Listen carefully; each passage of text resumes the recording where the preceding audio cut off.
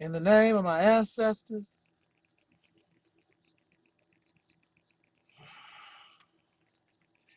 peace forever and always, and welcome to another edition of the Reality's Tip on Earth. I am the gatekeeper of this internet ministry, known on YouTube, Dailymotion, Vimeo, MySpace, and probably some other places. I am known as the mighty, and your Snub 7, your brother. Yes, I am your brother, and hopefully your friend, Taalik Ibn'rad. I would like to present this message, or direct this message, towards the new believers in Islam as taught by the Honorable Elijah Muhammad, particularly those who are now following the brother we know of as Brother Minister Louis Farrakhan. I want to talk to you, some of you,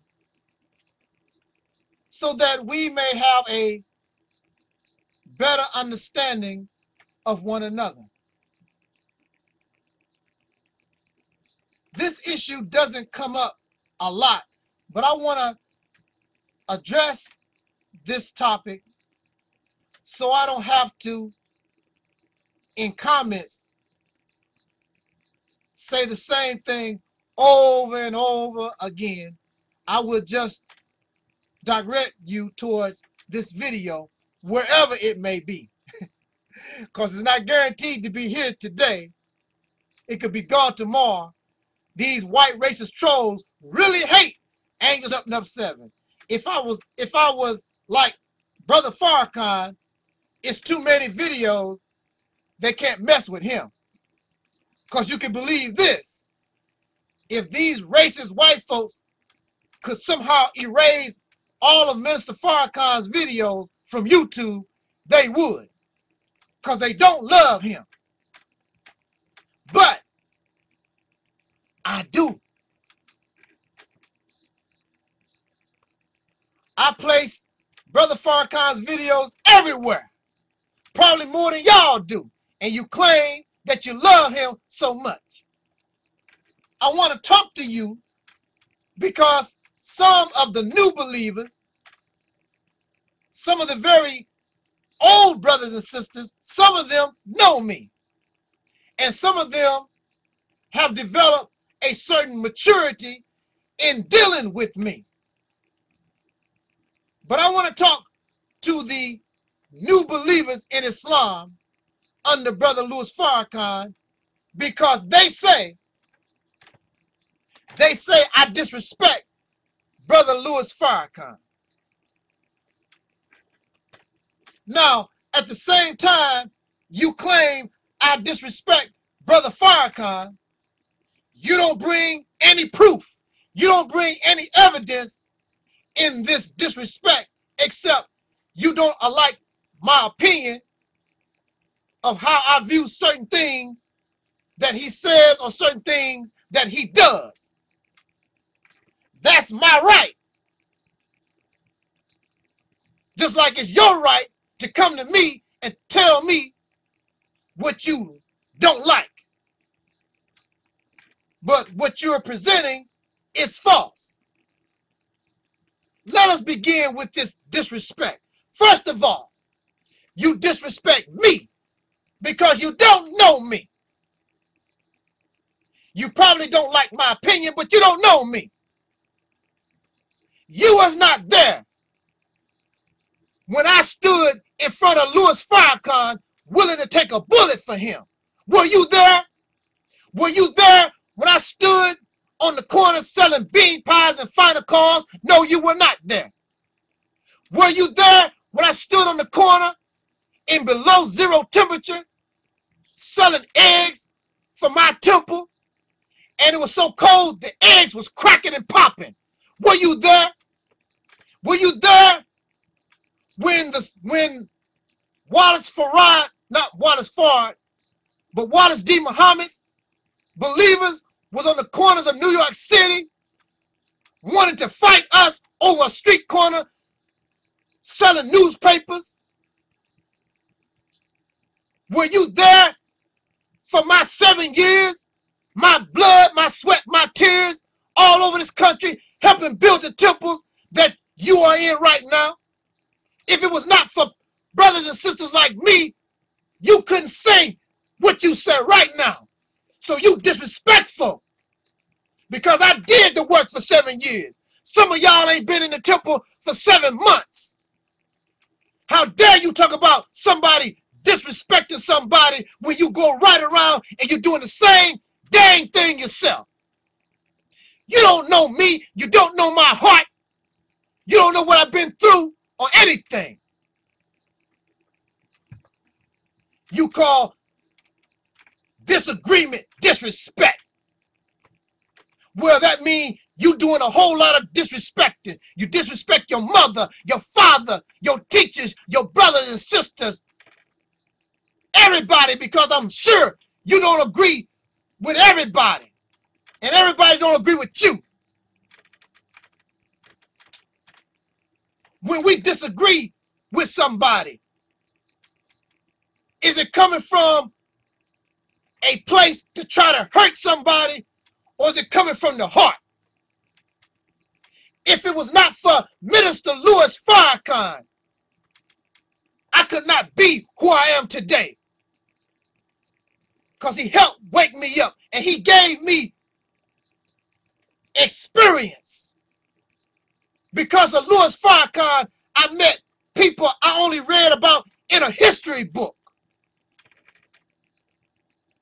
I would never say anything disrespectful about the minister. Never. You don't know who you talking about at all because you disrespectful. And I'm not your slave. Well, brother, we can talk about this behind closed doors.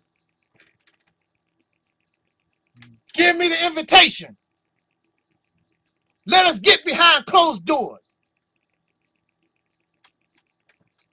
When you set up the meeting, I'll be there. Tried it. Been there, done that. I have a right to speak my opinion. Then you say, oh, you're, where my pen at? Right, there it is. You're a Malcolm X wannabe. Yes, I'll be happy to say that. And a Louis Farrakhan wannabe, and a Elijah Muhammad wannabe, and a Martin Luther King wannabe. I want to be all of them. Yes, I want that fire. I want that heart. Yes, I want to be not like them. I want to be me. But yeah, I want to be seen like them. Not for my own self-grandizement. Because I want to be able to talk to my people and deal with my people's enemies in the best of manners.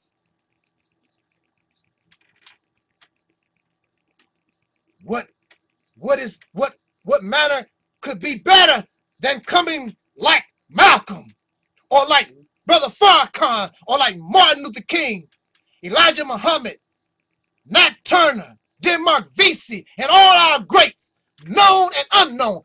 Don't forget the people who helped. I helped Louis Farrakhan, and you dare disrespect me. And I'll still help Brother Farrakhan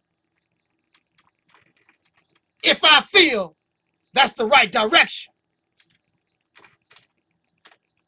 just because you feel that's right, don't mean I look at it right. And just because you give an answer, don't mean I have to accept it. Just like you don't have to accept what I'm saying right now.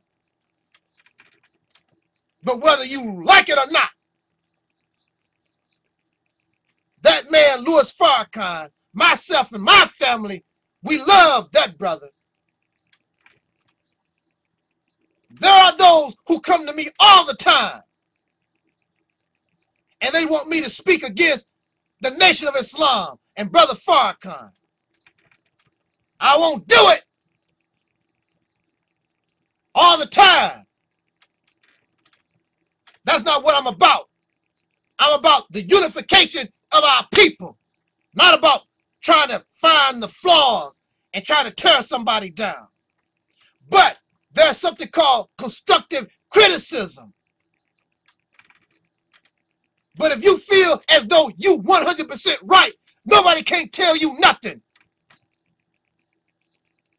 We all should be able to be told something. But nobody want to listen to the little guy because I ain't smart enough.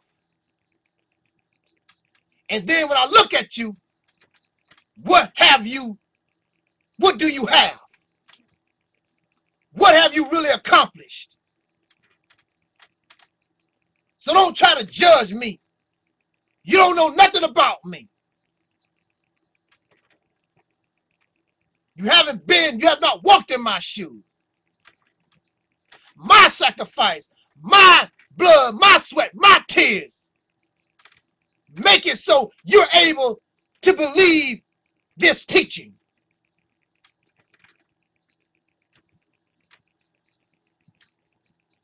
I'm your brother.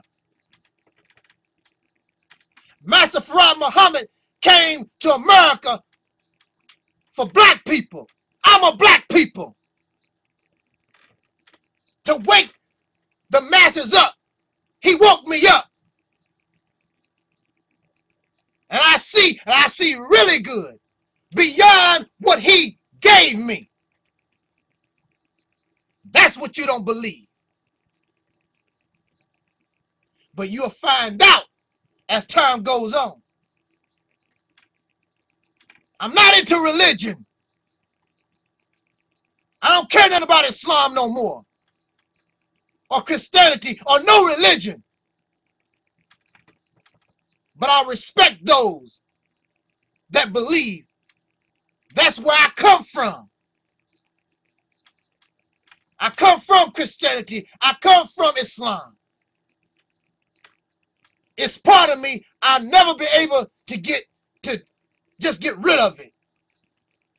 So when you hear me talk, you hear Islam, you hear Christianity, you hear all these things. But I no longer believe in that the way it's presented. No more. And if you don't like it, that's your problem. The Honorable Elijah Muhammad even said that he was supposed to bring another book because the wisdom of the Quran has run its course. The wisdom of the Bible has run its course. He was not able to do it. But if God is a merciful God, you're going to get it. Who going to bring it? You think it's Louis Farrakhan? Maybe, maybe not. But it could be your little brother right here who you turn your nose up at because I ain't smart like that. But one thing for sure, I respect you. I respect the Quran. I respect that Bible. I respect all of y'all out there.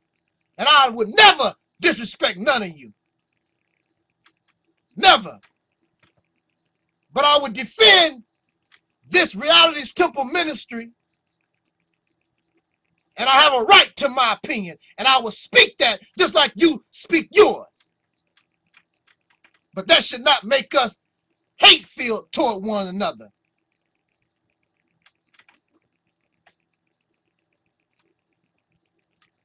Learn how to love one another despite differences. And you talking about respect. then learn how to give it, and you'll get it.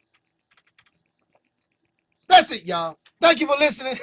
This is your brother Taalik Ibn'rad, and this was and is the Realist Temple on Earth. Jot down your comments.